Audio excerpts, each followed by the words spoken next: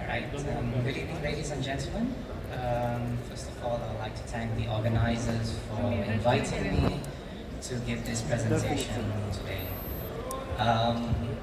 The topic today is key factors influencing the success or failure of green buildings. It's quite a huge topic that I'm going to try to summarize in 20 minutes.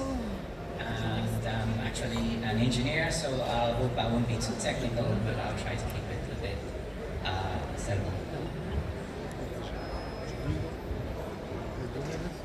First of all, I'll just like to introduce the company I work for, which is Qatar Green Leaders. So we are a sustainability management certification company. We have been in business since 2011. This was just after the Qatar National Vision 2030 was established, and our founding members of the company realized that the future of green building construction in Qatar after QMV 2030 will be large, and that is what we have seen in the market leading up to the FIFA World Cup 2022.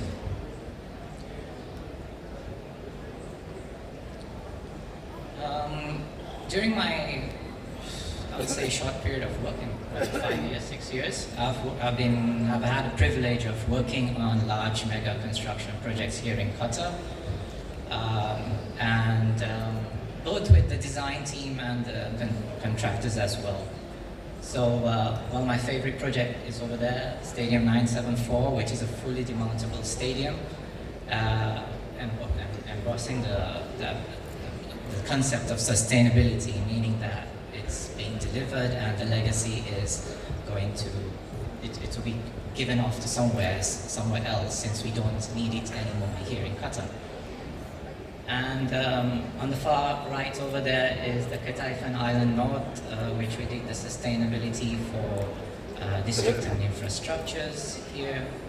And the one here, which is also a nice project of ours, is the Central Concourse project in the Hamad International Airport, which also went for sustainability. So these are basically green buildings or green infrastructure that has been developed in Qatar in the build-up to the World Cup. So why are we talking about buildings? What is the impact of buildings on our environment? So here I'll just have to throw you some figures. If you're looking at energy consumption, buildings account for 30% of final energy demand. This is global, these are global figures. And also they account for 27% of global CO2 emissions, which is leading to the global warming, basically, and climate change. In addition, buildings account for 50% of global material use, amounting to 42.4 billion tons of materials consumed annually. In this IEA report, which is the International Energy Agency report, we're expecting a 15% increase by 2030 in the amount of floor area for buildings. This is equivalent to 40 billion square meters, and we're expecting an 80% growth of this, projected floor area growth is expected in developing and emerging countries, which is also going to give a bigger impact on energy and global CO2 emissions as well. In the recently concluded COP28, which is a conference of parties by UNFCCC in Dubai, it was signed up that there was a buildings breakthrough, which is pledging for near zero emissions and resilient buildings being the new normal by 2030. So that basically means that it's going, by 2030, buildings have to be sustainable, not only in climate mitigation, which is the near zero emissions, but it also has to be resilient buildings adapting to climate change. So this is the importance of delivering green buildings in the future. So, well, what are green buildings? We're in the age of artificial intelligence, so I decided to, well, just ask the AI or ChatGPT, as everyone knows, what are green buildings? Or tell me what a green building is. And it gave me this. Technically, it's green and it's a building, so it's a green building. But of course, we all know that that's not a green building in definition of what green building should be. But sometimes there is also this concept of what is known as greenwashing, where owners and developers like to get sort of a certificate or say that their building is green just for the sake of publicity and marketing. This is not real sustainability.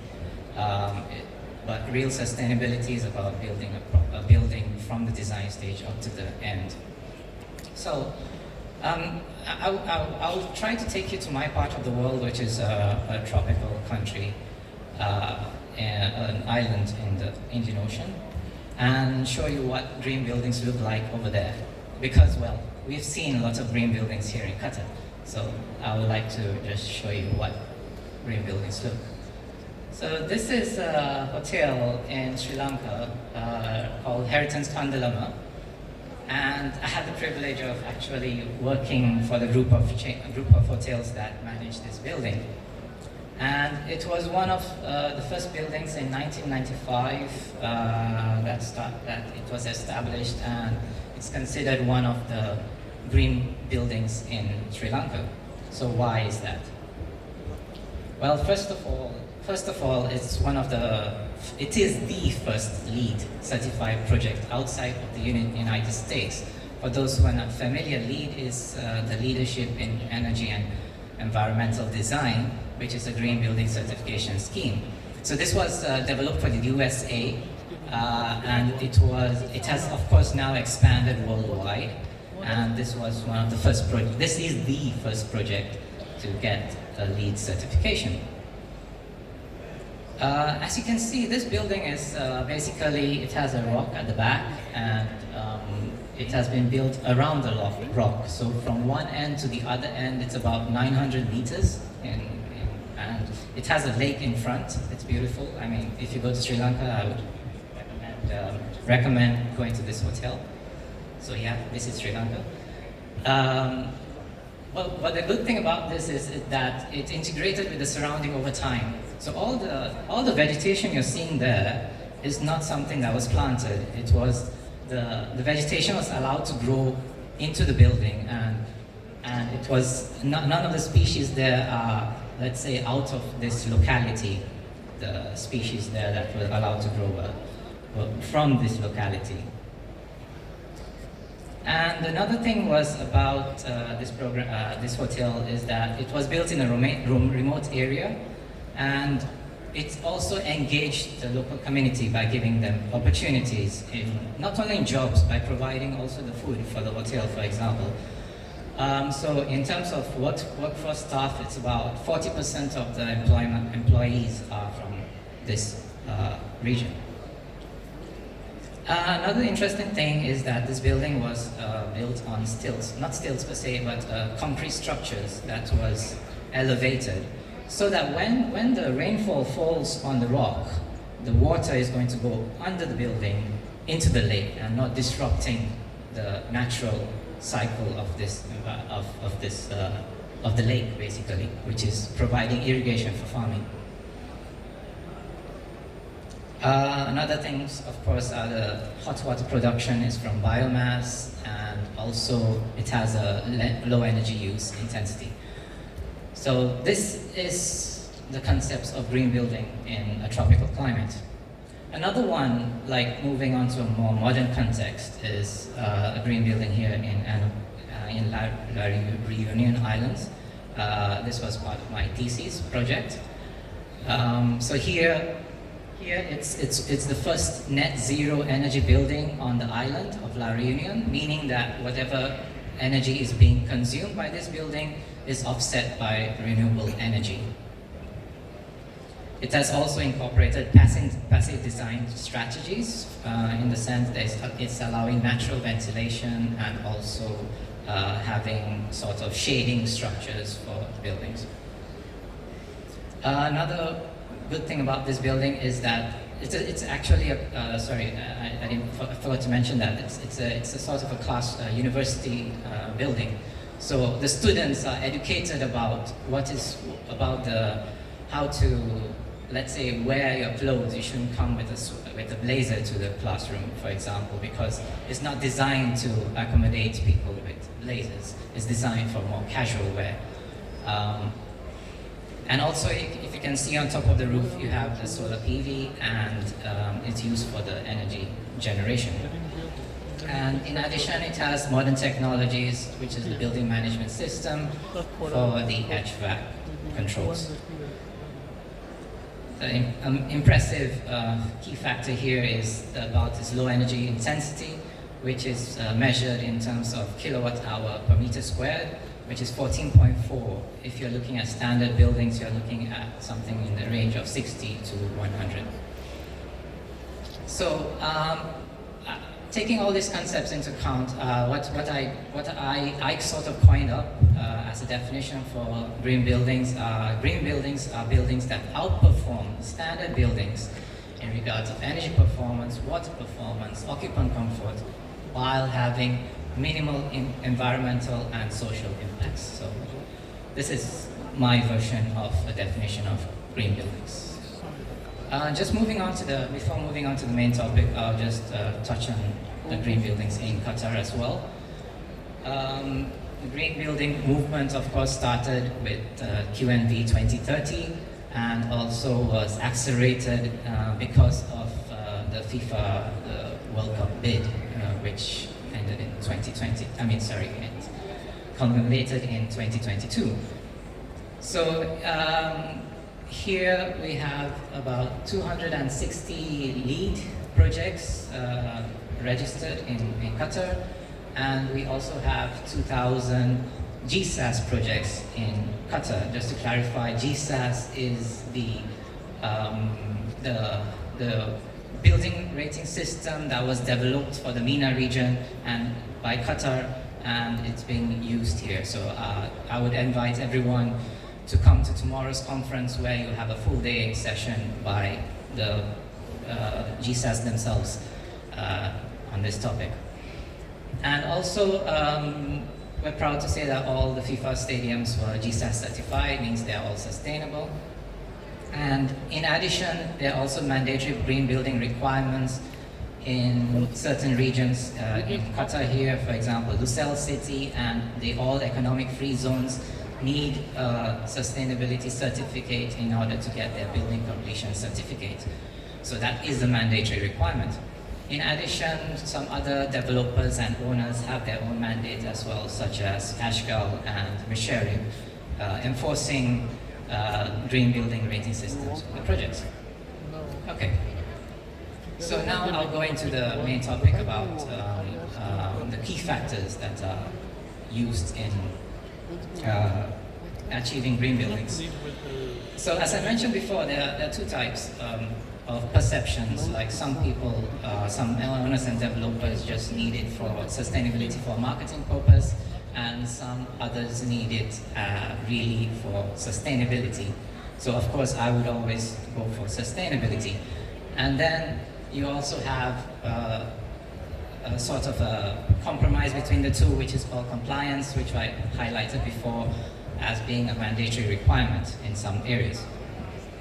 So in order to actually build a green building, it's on the owner and the developers to have these goals and objectives clearly defined from the beginning in a project. And when that is set forward, then the designers can go and build on top of that. So these are usually defined in what is known as owner's project requirements, which is called OPR. It's a document given by the client and client or developer at the beginning of a project. Sometimes it does not give the proper details in terms of sustainability. It might be a bit vague, so I would advise everyone clients and developers to put in more details about sustainability, about whether you need a sustainable certification, what are the KPIs expected in kilowatt hour per meter squared, and whether you have to prioritize occupant and user thermal comfort, for example. So these need to be clearly defined at the beginning of the project, and then the designers can work on that. Another thing is that sometimes when sustainability is in projects, it takes sort of a backseat in the design, and it's like, okay, ask the sustainability guy what they need. But that shouldn't be the case. Sustainability should be a main topic, and basically we need everyone on the table for this presentation, for this discussion. So this means that we need the clients, owners, and facility management as well of the future building. In some cases, you know who the operators are for hotels. For example, you already know who the operator is going to be. Bring them on in at the beginning stage. Bring the public in as well, or community members. For example, that hotel in Sri Lanka, it had a lot of opposition from the community members, and everyone had to gather and discuss and come to a compromise saying that this building is going to be beneficial for everybody. And for the design team, also bring everyone in. Design team, cost is an important factor, as I'll be discussing in the next slides. And also have a sustainability team, a dedicated team for sustainability, and also your commissioning agent for your building. This is not standard practice to have your commissioning agent during the design stage, but it is a must if you are looking for a sustainable building. In addition, you have external parties, which include the product manufacturers, to know what's in the market and what can be done and what cannot be done when you're designing your building. And you also have to liaise with certification bodies and regulatory bodies as well. And this meeting is open to anyone. I mean, sustainability means everybody on a team. It's multidisciplinary, so you can invite anyone to the table for this stakeholder engagement. Another thing about, I'm moving on to timing, which is during the design phase of a project. If you're not familiar, we have these kind of stages which are standard. So you have a pre-design stage, a conceptual design stage where the basics of the project is told, and then you have the schematic design stage, which has more or less 40% of the design completed, and then detailed design is where you're having more than 50 or 80% of the design completed. And after that, it goes for IFT, which is issued for tenders to contractors, and then IFC when the contractor is on board. These documents are going to them, and then the construction starts. So the question I'm going to answer is what is the best time to start sustainability integration in the project? And also, what is the impact of implementing sustainability in a project at different stages? So the best time to incorporate sustainability is during the pre-design and the conceptual design, because this is when the basics of the building are being discussed, where all stakeholders are coming to define what are the buildings, the requirements of the building. So this is the best time.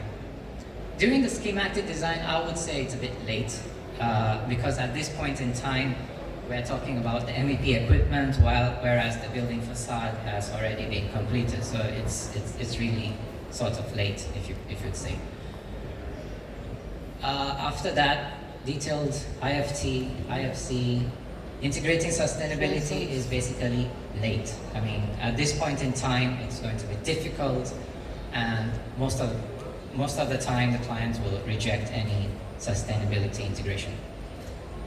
Same with the cost of implementation. If you do it at the beginning, your cost of implementation is low, and anything after the schematic design stage, you're going to incur high costs for implementing sustainability.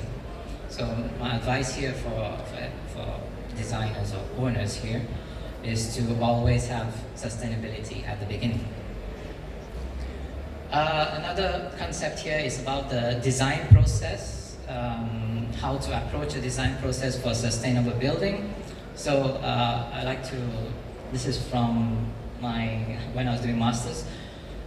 So here we have to consider about the bottom. We start from the bottom and go to the top. So from sustainable design, we go to energy efficiency and conservation, and renewable energy, and then fossil fuels. So the idea here is to start with the passive technologies, which means natural ventilation, having a better thermal, better glazing, better U values for your, better thermal properties for your building and roof, having shading. So these are something that can be incorporated into a design with minimal cost.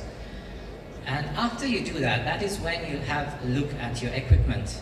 You look at efficient equipment, because when you finish your sustainable design, your demand for energy or water has come down. Then you start looking at sustainable, at energy efficiency and conservation. For example, if you didn't have a good glazing here, the heat gain into this building will be higher, and then you have to go for a bigger chiller. But if you had a better glazing, then you have a less consuming chiller. So after you do that, that is when you have actually look at renewable energy technologies, which is considered a sustainable energy technology, because at this point in time, you have reduced your demand, and then the amount of renewable energy you need is sufficiently lower than what would have been done at a different stage.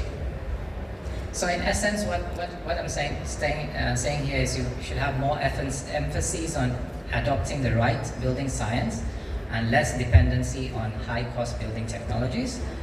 Emphasize first investing on building fabrics to reduce the energy demand, and then invest in renewable energy. And we have to keep in mind that more capital is needed for oversized renewable energy systems for a poorly designed building. So this is the big question, the cost of green buildings, because everyone says that the sustainable buildings are costly, initial cost is higher, when you're having value engineering during the stage, the first thing that gets hit out of the design is your sustainability. Your solar roof will go away. So those are the things that happen because of cost. However, research shows that buildings doesn't necessarily need to cost more, especially if you follow the processes that are outlined before. If you incorporate sustainability at the initial stages, then your cost will be, research shows, about maybe 5 to 10% more than your standard building. And definitely there is an additional cost associated with green buildings, but it's offset by the benefits of such buildings. So the benefits could be to the developer, to the tenant, to the owner. So if you're looking at the tenant, a green building is not only about energy and water saving, it's about the comfort for the users. So you have a healthy building, basically, for the users of the building. And also in offices, it has been found that you have increased productivity in offices. From an owner's perspective, you have increased occupancy rates because tenants prefer greener buildings due to the lower energy cost or lower operating cost, in the sense they don't have to pay a higher electricity bill or water bill. And a developer would have lower designer cost, construction cost, and quicker sales. So these are all the benefits of green buildings. And this is what has to be communicated to the developer and owner, saying that, okay, you are going to pay an extra cost for a green building, but these are the benefits on the long run of your building, which is the life cycle of a building is basically 30 to 50 years. So over this 30 to 50 years, you're going to reap the benefits of the green building. Another important thing is having a dedicated sustainability team in the construction or the design team, because usually the normal practice is to hand it over to maybe your MEP team or your HSE team, and at the end, no one has ownership of sustainability. So it is important that that a dedicated team is set up to handle sustainability during the design stage as well as the construction stage. So my advice is that client or owner should insist on having dedicated on-site teams, and also the client should have, like, if they're not managing the project themselves, the client representative or the PMCM, the project management construction manager, should have also a sustainability team on board. So of course, having that said, you should have a qualified team, in the sense they're knowledgeable, experienced, multidisciplinary, because as I said, sustainability is a multidisciplinary field, and they should have commitment, and the most important thing is collaboration and communication among all parties, because that is the key in sustainability, bringing everyone to the table.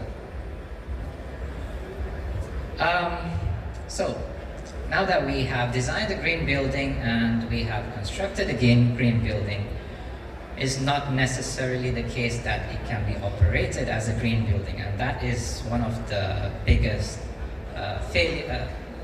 failures in green building implementation, is that a lot of money is spent on building a green building, but at the end it's not operated as such. For me, there are two reasons for that. One is that there is no proper building commissioning in place. Building commissioning means it's a process of ensuring that the building systems are designed, installed, functionally tested, and capable of being operated and maintained according to the owner's operational needs. So this is where we go back to the OPR, which I said, the owner's program requirement.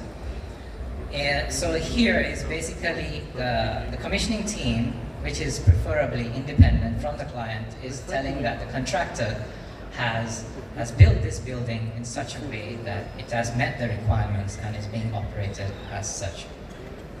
In addition, another issue is the lack of proper handover and training to the operational staff, which is also in the sense that you have built a green building, you have designed a green building with all the fancy technologies, but the facility management team is not being operated. Why? Because they haven't been trained to do so.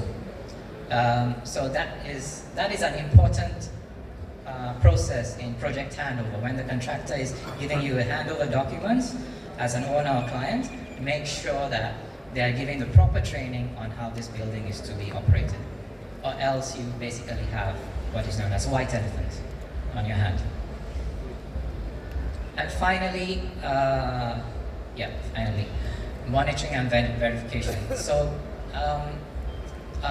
as I said, a building's lifetime is, let's say, 30 to 50 years. So it's like us. A building, you can consider it as a living organism, which needs a health checkup sometimes, and also to see if you're being operated, if it's being run properly. So you have to be continuously checking the building through audits or through monitoring processes to see if your building is being operated. In addition, there are newer technologies that come up, and those can be implemented. Maybe the technologies being implemented today are obsolete in another 5 years, and that can be replaced and then improve your performance. So here we have different tools that can be used by the owner to do this monitoring and verification. So from the owner, they can do energy audits. They can recommission the building on a let's say on a maybe 5-year basis. And and for occupants is about behavioral change and participation, because a green building is not just run by the facility management, it's run by the users of that building as well. So they should know how to run the green building, like don't set your temperature at freezing, make it comfortable. The facility management also has to make sure that the equipment are doing preventive maintenance and performance measurement and training for the staff as well as occupants. And in addition, there are other tools, external tools which can be used. These are the rating systems as well, because they're not only used for new buildings, but they're also used for existing buildings. So LEED and GSAS is used as an operation and maintenance certificate, which is renewed on a 5 years or 3 years basis. I'm not sure about that. And also you have additional standards, which are ISO 50001, ISO 14001 for energy and environment respectively. And the trend now is to have ESG reporting, which is also about reporting your environmental basis, right? So I'll just leave you with this, scary, but yeah. What is the use of a house if you haven't got a tolerable planet to put it on? Because yeah, it's all in our hands to save this planet, and it's everyone's parts. Everyone has a part to play in this. So thank you very much. And if you have any questions, I'll be more than willing to answer.